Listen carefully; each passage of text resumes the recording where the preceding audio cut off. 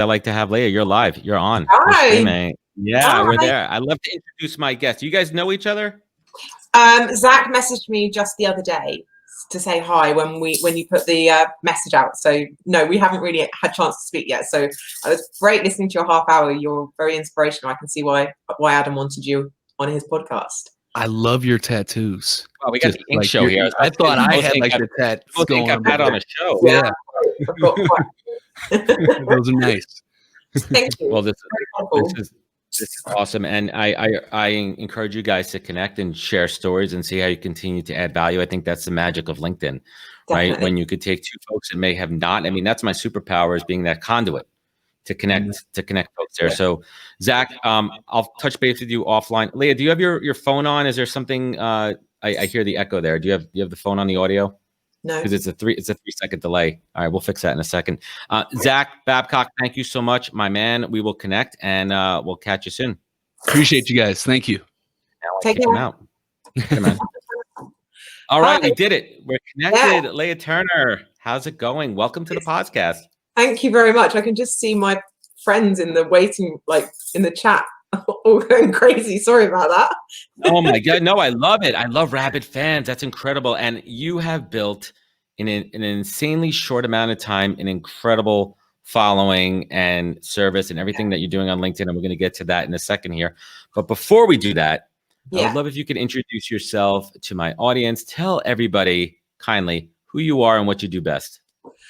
Okay, well, it's pronounced Lea, but you Americans always call me Lea, Princess Lea. I was a small business owner that just owned a little transcription company who started poking around on LinkedIn in October, the end of October last year, with 400 connections. And I hid behind my business logo because I thought this doesn't belong on LinkedIn. And I sort of emerged from behind the curtain and took a shot at just being myself and thinking, well, what's the worst that can happen? And about 2 months later, I had 10,000 followers, and now we're drawing close to 50,000. And about 3.5 months ago, I decided to harness what I'd learned in that time and start teaching other people how to be great at LinkedIn. And that's gone from strength to strength, which is pretty cool. Yeah, that's incredible. And going back to what you said in the beginning, you were kind of hesitant or scared to come out from behind the curtain because of maybe you just felt like this outward would not translate well. Like, what was your concern? Like, what was it?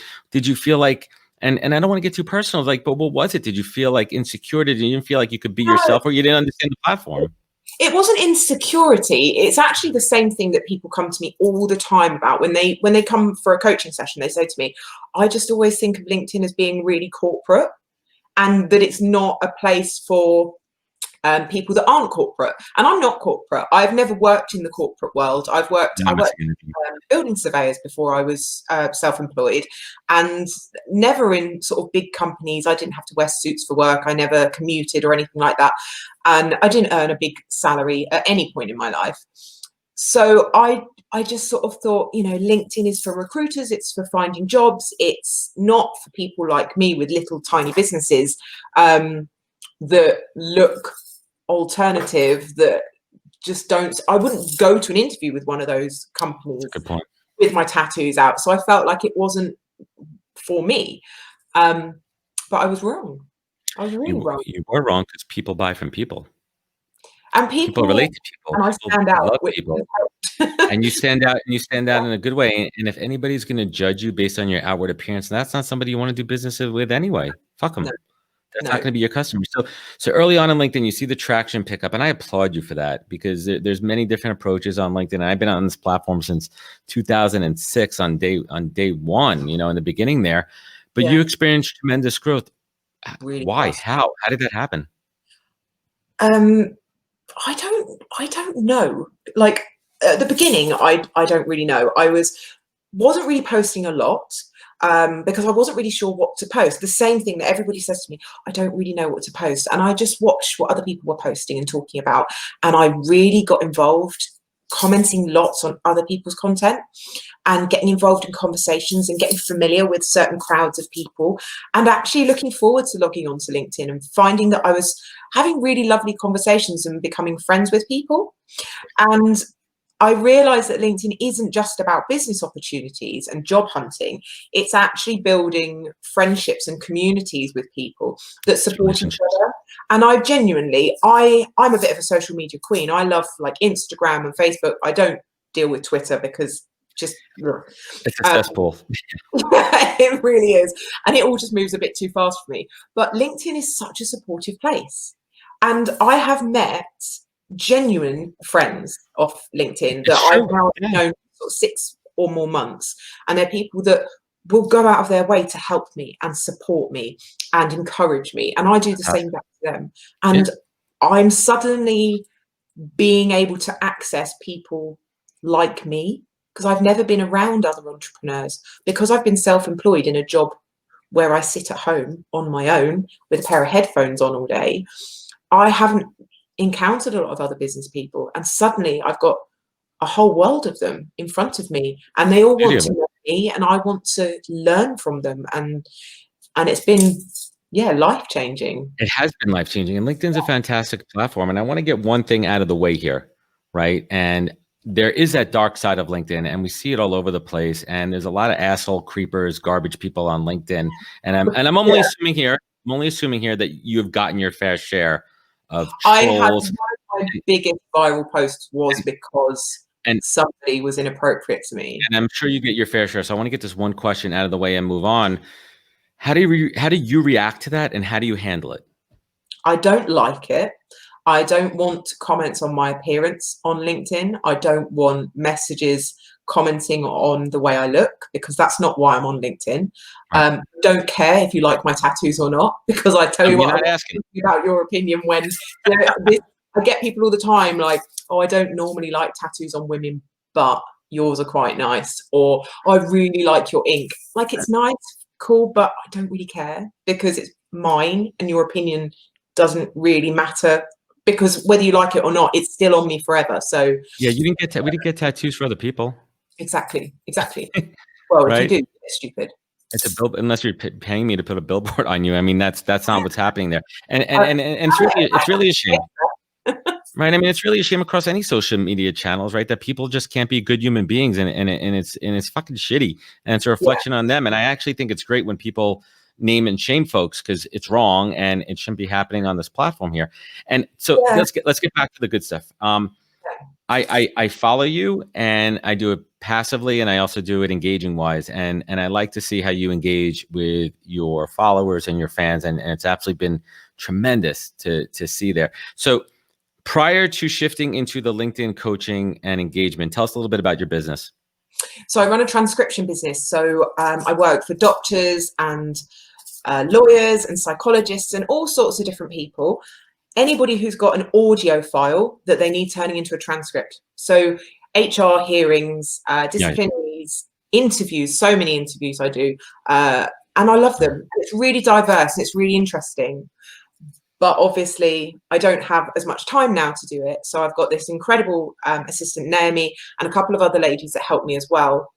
And Naomi's basically been an absolute godsend. She's taking over a lot of the transcription now. It's called scaling. It's called being an entrepreneur. It's one of the first lessons of being a business owner. For me as well. Really like crucial at the moment, because I'm a single mum, and I'm not a single mum, I'm an only parent. So my little boy's just about to turn 5 and start school, and of course I'm now running sort of 2 businesses effectively. They're under one umbrella, but effectively 2 separate businesses, and all of the things that go with being a parent as well, and running a household, and my bonkers little dog that's always running around. I hear you. Family all over the country. So it's tricky to juggle it all. It's amazing. Like, I wouldn't change it. You. But yeah, it's tough. But it is. And Chris, so let's talk about that decision. Was it like kind of trial and error to say, hey, I'm going to take a stab at LinkedIn coaching, or did people come to you first and ask for it? Was it the chicken or the egg? It was kind of a bit of both. So I'd had a few people say to me, oh my God, how do you get so many followers so quickly? What is it you're doing? How do you get so much engagement? And I said, I gave them some advice. I spent a bit of time on the phone, and one of them said to me, well, why don't you do this? And I thought, well, there's a few other people that do it. And actually, I know loads of what they're teaching, and I'm picking up all this stuff that I'm learning. I'm not just learning from my own posts, but I'm learning from watching what does well with other people. And I just sort of made mental notes about it all and started absorbing it, saying, well, this works really well, and this way of interacting works well, and these are the logical things that you can do to help. And I sort of wrote it all down, and I went, I could probably charge money for this. So I floated the idea with my audience, with my sort of following, and a few people said, yeah, we'd love to. So I offered one of them a free session and said, what did you think? Yeah, I said, well, what did you think? Do you think I know enough that I can charge money for this? And he said, yeah, you do. I think you need a bit more structure in it. And I said, okay, that's fine. And he gave me some constructive feedback, and I just started offering it for, it was £99. That's sort of cliche number that we all use. But then after doing about 10 sessions, I got told off by several of my coaching clients, and they said, you're not charging enough. Stop thinking about the value prop. Think about the product that you're giving them all this knowledge. That's worth way more than £99. So I just went, fuck it, and doubled it. Good on you. And no one flinched, right?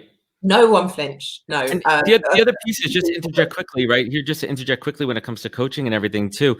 What you set your price for also determines how much skin in the game that the client is going to have. And I know this firsthand. I have an executive coach that is on paper extremely expensive, and he's worth every penny. At the same point, it's also accountability, knowing that I'm going to make my investment, both my time and my money, into this, and I'm going to give it my all. If he charged me freaking $50, you think I give a fuck about what I'm doing there? I wouldn't give a shit. Like, who cares? Right. But when you have genuine skin in the game, you have more of a vested interest, and you're going to take it more seriously. And realistically, one of my coaching sessions, if someone lands one client, one lead from LinkedIn that turns into a client, they've paid it several times over. 100%. So actually, it's really not. And one of the things I pride myself on as well is that it doesn't feel like a coaching session. As far as I've been told, people enjoy it. It's like sitting down with a mate. It's all very relaxed. It's all chatty. We have a good chat about them and their lives and the inspirational things that have gone on for them, and sort of say, that's great content. All the technical stuff is included. All the stuff I know about the algorithms and hashtags and all of that. That's all included. But it's the content. It's digging into people's lives and saying, why aren't you talking about that? That's amazing. You're incredible. So let's talk. Let's pull back the curtain a little bit, and we'll call this a free coaching session. Listen, I know what the hell I'm doing on this platform too. I could do this coaching thing, but let's talk to people about, like, I think, and this is just my take, and I'd like to see, there's a lot of loud voices on LinkedIn. I consider myself one of them. And by loud, I mean, there's a small percentage of people that are actually creating and producing content versus the people that are not. And I think some people, there's a lot of barriers to it. They don't know what to say. They overthink it. They don't know if it's going to resonate as well. They don't know how to put their own voice out there. So what's like kind of the first step you do with somebody that comes to you and is looking for coaching on how to engage, how to perform, how to do better on the platform? The first thing I tell people is to stop thinking of it as the corporate boardroom. It's not like that. And you need to forget that, put that out of your head. There are people that will still say to you, oh, it's only for applying for jobs and talking strictly business. But those people are not getting business from LinkedIn. They're not generating leads because people just look at their content and yawn and scroll past, right? It's not interesting. If you're just sales pitch, business post, it's boring. We want exposed to scroll over you. If you're not switching it up and keeping it fresh and engaging in edutainment, then you're going to lose them. I try to get across the idea that, so in the UK, we talk about shopping local, which means choosing the smaller shops just down the street rather than going to the big supermarkets, the big faceless brands, right? Of course. So you kind of want to position yourself as the local shopkeeper. You are the friendly face that people want to do business with because they know where their money's going. They see the person benefiting from your business. And if you can position yourself like that on LinkedIn, so you're talking about successes, parenting wins, holidays, life experiences that have challenged you that you've got over, you're telling all these people wonderful things about how determined you are. but you're also becoming a person to them. You're not just text on a screen. You're creating a bond with those people, and they care and they want to see you succeed. And if you can bridge that gap, they're going to either want to do business with you or recommend you to people. And that's the thing. If you can be real, you know, the good bits and the bad bits, people care. And that's it on LinkedIn. People do care. There are dickheads. Of course there are dickheads. There are dickheads on every platform in the world, but it's a reflection on themselves, not you. But making people care about you and caring back, like, it's got to be two-way. That's spot on. The engagement can't be a one-way street. It cannot be. I mean, it may be, you know, unless you're fucking Gary Vaynerchuk out there who even engages as well too, but these are people at a different level. You know, these are people at an absolutely different level. So, I mean, when it comes to the actual content, right? What are some of those tactics and tips to help people find their voice? Find their voice, and then we're going to dig into formatting a little bit. We're not going to involve, we're not going to, you know, give all the secrets away, because then I could take this video and turn it into my own 99-pound coaching session. Maybe I charge 150. I've got a hungry 4-year-old to feed. Yeah, right? Yeah, exactly, man. I got an 8-year-old and a 2-year-old that my 2-year-old he could eat the 8-year-old under the table. I mean, it's crazy, this big boy. So content journey starting, what are some basic 101 starter tips? You need to find the content that you have. So one of the things that I like to recommend people do is create a mind map of who they are. And I mean, dig deep. It doesn't have to all be content. You don't have to disclose your deep, darkest secrets on LinkedIn. That is not a prerequisite for being successful. You don't have to be too open. No, it's about what you're comfortable with. And you always, so if you have a mind map of who you are, and it can be everything, holidays that you've been on, food that you like to eat, quotes that inspire you, experiences that challenged you, mistakes that you've made, embarrassing situations that you had to overcome, all of those different things, they contribute to who you are right now. And that's the person that I'm going to do business with. But more than anything, we all connect with people on things that generally aren't work related. Absolutely. So I might not have anything in common with you when it comes to business, and our paths can't cross. But you've just said to me that you've got a small child that can eat for days. We could sit and have a whole conversation about what it's like to have a small boy that eats. And you can give me food tips, right? Have you tried, if he doesn't like this food, have you tried that one? Do you like hot dogs with honey or ketchup on them, right? Blend the broccoli and hide it in the pasta sauce, right? Exactly. But we can connect on something that's real to us, something that we're passionate about. So if you're only ever talking about business, you're not giving people the opportunity to connect with you on other things that they have in common with you. So if you allow people to know other things about you, you can get that connection established, and then you'll go on to talk about business because you've got that rapport. And it's much more natural. Absolutely. Right. Having natural organic conversations is absolutely key. And then, I mean, let's talk a little bit about the LinkedIn algorithm, because there's two schools of thought here. I am conscious of it because I'm a content creator, right? And I want my content to do well, but at the same time, I don't overthink it, right? I'm not trying to hack the system, but if you're going to play with the rules, you got to know what the rules are, right? If you're going to play a game, you have to know what the rules are. And the algorithm changes all the time, and the algorithm, for better or worse, is really, you know, they're trying to do a good job of doing two things. They're trying to democratize and give everyone a voice, because what happens is the louder voices are heard, and that's because of the engagement. That's because of, you know, some of the bad shit out there, like the engagement pods that are moving things along there. So we've had to talk about that before, haven't we? No, I'm not. No, and we're not spending the time talking about it, but we're just laying the groundwork to say why it's hard for certain people who are new to the platform to have their voices heard. So when we talk about the platform, you know, what's some of the best ways to ensure that your voice is heard and seen?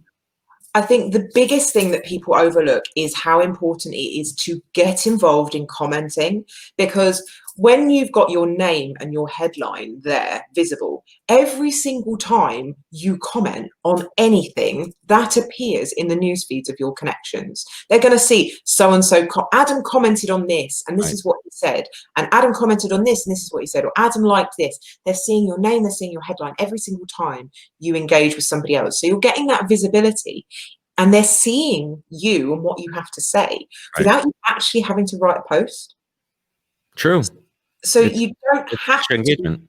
creating content, it's a lot of pressure. And I say that to the people that I coach. I say, I'm not expecting you to go out and create 5 pieces of great content every week. It's not going to happen. It's going to be like dieting, right? And I always say this to them, you'll do 3 days, you'll be absolutely starving, it'll be too much, and you'll binge on a Domino's, because you can't, it's not sustainable. So it's a gradual thing. Post a few times a week, post some good content, and go out and get involved in the conversations with other people. Absolutely. And you'll gradually start to think of more content when you're starting to be inspired by other people's content. It's testing and learning too. And one piece of advice that I give and I practice all the time, I use the notes sections in my phone, because inspiration comes to me at any time, and I'll just put thought starters on there. I'll put everything from a thought starter to a fully thought out post. Yes. I might be somewhere, right? I may not be by my computer, and I'll want to write it later. And sometimes I'll sit on that post for a couple of weeks because it's an evergreen piece of content. It's a thought, an idea. And one thing I want to say, like, listen, like, people look at my content, and I have been doing this for a long time, and I have a podcast, which we're on now. And from this show, I'm able to generate a lot of content from that, but not everybody has these tools. So that's one piece of the repertoire, which makes it very easy for me to have a content calendar and bang out content and put up the numbers and everything. But you don't need that. No. There's a couple of things tips that I give. It's very simple. If you go on your LinkedIn feed, you open it up on the PC, you can see that the top news is trending there. There's about 10 different topics there. And I guarantee you, at least one of those topics is going to be something that you have an opinion on. You might be an expert on, you might be a thought leader on, or maybe you're just like, you know what? I got something to say on this. So there's so many things out there in the universe that are content starters. And you can also get great ideas from other people's content. And I'm not talking about stealing or plagiarizing, but it's riff on it. You can be informed. You could say, hey, listen, I just saw something on Lea's post, and now I want to riff on it. Right. But give credit to them. But there's so many idea starters out there. There are tons of ideas, and there's literally content in everything that you do. I've written posts that are literally just comedy things about something. I posted something about a drawer that got stuck the other day, and it got like 25,000 views. And I was just like, literally visual representation of how my week's going, because I had a bit of a chaotic week up until this point. Yeah. And I was just like, you know what? I'm done today. And I posted that video, and it got loads of views. And okay, it's not strictly business related, but you know what? People have felt a way about it. It's given them a smile, and it's created a little bit of a conversation. And we've all had a little giggle to ourselves. Yeah. Facebook. And I wouldn't ordinarily post things like that. And I do tend to keep it more inspirational. But sometimes you just want to chuck something that's a bit comedy out there, don't you? Because that's the kind of person I am. I'm not serious all the time. I wouldn't think that you are. There's got to be another side there, right? You know, there's definitely multiple sides. There really is. I'm everything you see on LinkedIn is the way I am. And of the people, there's a few people in the comments now that I have actually met in person, and they would say the same thing. That's awesome. And I think a lot of people have that trouble. I mean, but on a serious note, right? Like, I think that it's hard for some folks to listen.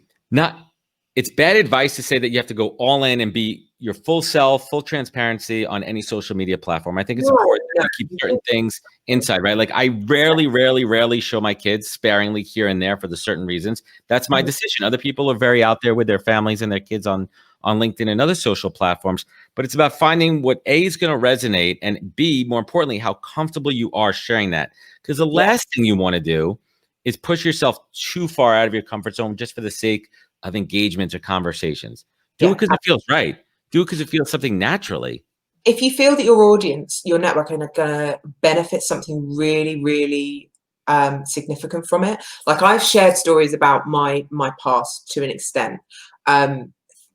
Coming from a poor family, losing my father, being an only parent, and the fact that I've managed to get myself off of the welfare checks that were helping me pay my rent as a result of the LinkedIn coaching. Like, I've shared all these stories, which are, I'm hoping, inspiring for people that might be in the situation I was in and can look at me and go, she did it, I can do it. And because there are women that I look at, especially women, but lots of other people as well. But generally speaking, I look at these women and I'm like, look at them, look at how successful they are. I want that. I can do that because they're just like me. And I want to be that for somebody else as well, like paying it forward. I love it. I talk about that stuff, but there's a lot of stuff I do keep back. And it's, I guess, part of my problem at the moment that I'm I'm personally struggling with is that I've started getting recognized in public. And that's something, because my profile has grown through the British lockdown, I've gone from sort of 10,000, 15,000 connections when lockdown happened to now verging on 50,000. And my content is seen by like 2 million people a month. Yeah, it's great. While that's great and the benefits that I'm getting are great, I've been approached a couple of times in public, and twice was with my son, and I felt very uncomfortable. And that's not to say I won't get used to it. Right, and there's two sides of it too, right? I don't think people know boundaries, right? I mean, it's they feel like they know me because I talk so openly. Yeah, I mean, it's definitely a delicate balance, and there's a good and bad to that, right? I mean, you know, it's kind of cool, like, oh, look, I'm somewhat, you know, LinkedIn famous, right, for good reasons, but you also have to be, especially when you go into mama bear mode, right? You need to, you know, protect your son. You don't know who these people are. Well, this is it. And I had to take precautions, like my company is limited. So I had to start using a registered address. I'm paying to use a different address because it would otherwise be linked, publicly available to where I live. And I had to remove my phone number from my business website, which was always there, because I started getting inappropriate phone calls and messages. And while it's all very fun, there are certain things I now have to take into consideration, being a woman alone with a child, for our own safety, because the overwhelming majority of people on LinkedIn are wonderful people, but there have been a few situations where I've had to and that's just a shame, and we don't wish on anybody. Lea, who do you look up to? What women, whether they be famous or whether we won't know them at all, who do you look up to? Who inspires you? At the moment, it's actually women that I do know, and they've rallied around me to support me and say, you can do this, because I've never realized that I'm a natural entrepreneur until I started coming on LinkedIn. So Alice Stevenson, who founded a law firm 3 years ago, and she's only 38. She's got 3 kids and a wonderful husband, and she just upped to move to Amsterdam during lockdown.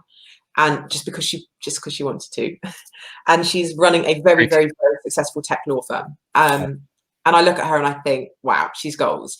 There's also Claire Muscat, who is a global keynote speaker on customer experience. She is. Yeah, she is there. And there's also a lady called Claire Russell, who has, if you've not heard her story, she's done TED Talks, and she has lived through so much.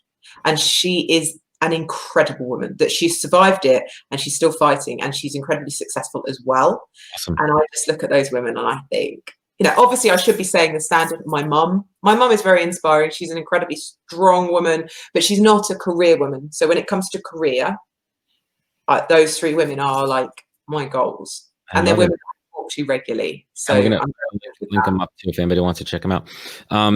Lea, what's been the toughest, it's a 2-part question, the toughest struggle that you've had in your entrepreneurship journey, and what did you learn from that and move forward? Oh my gosh. I said this is gonna be easy. I've been doing this for a while. I think recently it's been trying to navigate starting a new business, maintaining the old business during lockdown with a 4-year-old at home and no access to any other childcare because the schools were shut. So that's probably been my biggest struggle. And then having Naomi on side has now made that more possible, and having so many wonderful clients that are paying me and trusting me with and giving me all these opportunities. That's made it all possible. But yeah, definitely I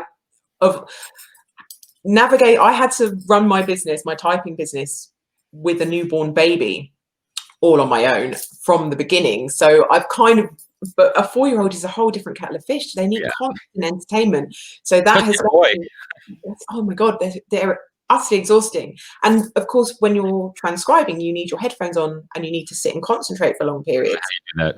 You can't with a 4-year-old around. So I was working at night and I'm so tired that I can't focus, because you don't want them just stuck on the iPad all day or the telly. You don't want any of that, right? You know, want to be engaged. I did have to give in to that a bit, but it was time and place, right? Yeah, I don't have family nearby, and even if I had, they'd be shielding and we couldn't mingle with them. So it was just me and him, and we just had to get on with it. We got through it, and hopefully we're coming out on the other side. What's going on in the UK over there? What's the climate? Well, where I live is on the verge of going back into a local lockdown. But we're basically just wearing masks in public places, public transport. We're all right outdoors. Schools are starting to come back now. So it's a lot better than it is in America from the sounds of it. I mean, listen, our schools are opening up next week. I'm in suburban. You been to New York? I have, yeah. Yeah, so I'm not too far from JFK Airport. I mean, we could get all meta here. I'm on the South Street. You can see the painting in my co-working space. I'm like right by the beach here, which is great. Nice. Our schools are opening up next week, and my daughter's 8. She's going into 3rd grade, and the numbers are really low. And they're going back to a hybrid model where they're going to be in every other day. They're splitting the classes in half to have more room there, but it's stressful and it's scary. But I also believe that we need to move forward. And we need to get on with our lives. And listen, this virus isn't going away anytime soon. And we have to figure it out. And we're all in it together. And I'm confident, vaccine, all that kind of shit. We'll get past this. This is going to be a blip on the radar. And hopefully our kids won't remember it. And if they do, they'll understand that it was a time that maybe mommy and daddy spent a little bit more time with us, and they'll appreciate it, which leads me to something that I love to talk about, Lea, which is silver linings. And silver linings are incredible, right? They usually come at times when things don't look so good on the outside, but there's so many amazing things that come out of it. So I would love if you could share a professional silver lining and a personal silver lining that you've experienced over the last 6 months. Professionally, it's after 9 years of working on my own at home, isolated from the sort of working world and other people, COVID has made me realize that I need to get back out into the world, because when lockdown happened, I was like, well, it doesn't really feel that much different other than my son is at home. I'm just at home all day, and I'm at home all day anyway. And it made me realize that at my age now, I want to be back out into the world and meeting people, because LinkedIn's made me realize how much I enjoy socializing and interacting with people, but not just online. I want to do it face to face. I thrive on that. Awesome. So that has really opened. And so obviously starting the coaching has led to doing some in-house coaching. I'm doing group coaching in businesses as well. So that's leading me into a whole different career. It's going to get me back out into the world of people. You're passionate. I hear it in your voice that you're excited about what you are doing. I really am.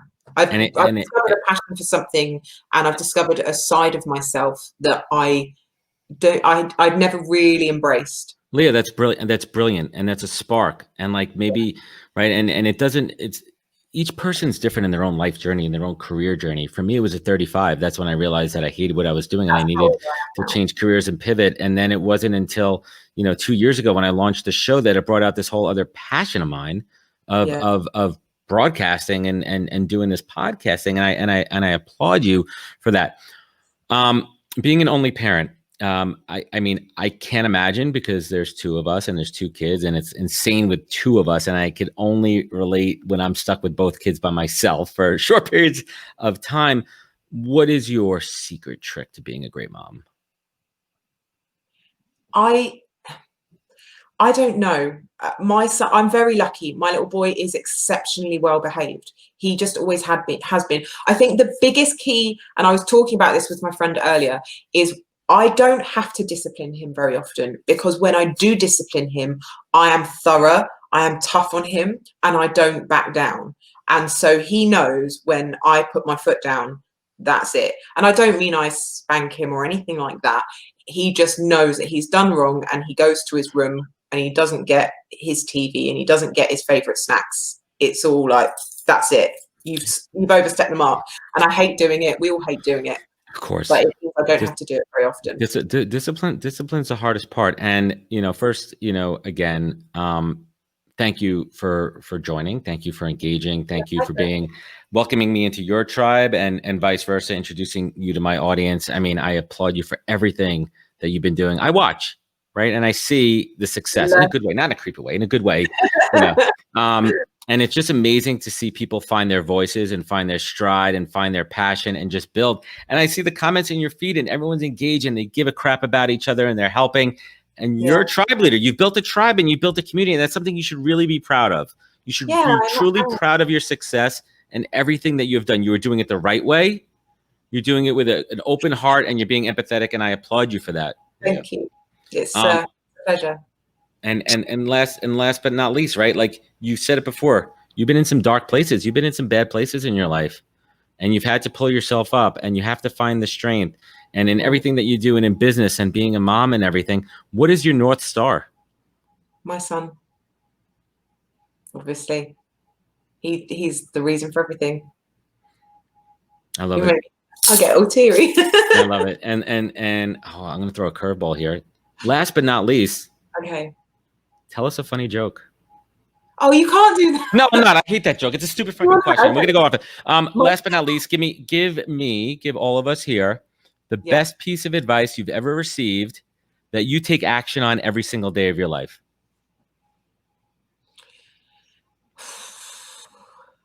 Don't be afraid to fuck up. Amen. I think that's my biggest asset is that I'm not afraid to try and go wrong, because at least I tried. Because you'll never win if you don't try. I love it. Yeah. And Lea Turner, where could folks find you? Where could they connect with you? Where could they learn more? I'm on obviously all over LinkedIn. So Lea Turner. You can find me on Instagram, Lea_Turner_. And my website is stereo-type.co.uk. So any of those. But, be prepared for lots of rude memes on Instagram. Oh, yeah. I'm not quite PC on Instagram as I am. I'm gonna have to follow you. I'll follow you from my professional account, because why not? Actually, it doesn't really matter. It's funny too. I've been playing around this week with Giphies, and I've been putting out one a week, and I'm trying this new content series called The Face I Make.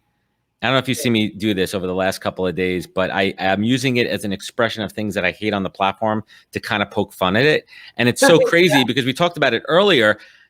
People love to laugh. They love to be, and the engagement levels on literally, I had a post of, what was it? It was, you ever see the movie Office Space? Yeah. It was a scene from Office Space with like one of the nerdy guys, and he's making like this sarcastic kind of eye roll face, literally crushing the numbers if we look at it, versus literally a podcast I did with the global head of people from McDonald's, and the meme face crushed it. And I'm like, what? Like it doesn't even make sense sometimes. Ever was about me not realizing that I've been watering an artificial plant, and it stays so green. I must be doing something right. Like 750,000 people saw it. That's amazing. Lea Turner, thank you so much for hanging with us today. Hang with me for one moment as I sign off my show today. I want to chat for a quick second here. Everybody new to the podcast over across the pond there. I see a bunch of you. Thank you so much for joining us. I'm looking forward to connecting with you in my tribe. Definitely check out the podcast if you have not. Yeah, we're coming up on a holiday week here, so I'm actually taking this week off from putting out a new show, but there will be a fresh piece of content up on the site, the podcast, over the weekend. It's going to be the audio version of my conversation from about a month back with my man Marcus Glover about racism in America. Real serious fucking shit we got into on that show, the opposite of this conversation right here, but it's important. That'll be up, and then we'll be back with the final stretch going into episode 100 of the show. I got episode 98 with Jeff Wall talking about the future of work, followed by episode 99 with the former governor of the state of New York, David Patterson, and working on episode 100. Who's it going to be? It's going to be a big one. Everyone in the U.S. have a great holiday week. Take care of each other. Everyone across the world, wash your hands, keep 6 feet apart, wear your face mask, look out for your fellow men and women, and be good. And catch us next week for another great episode of the podcast. Take care, everybody. Hang with me.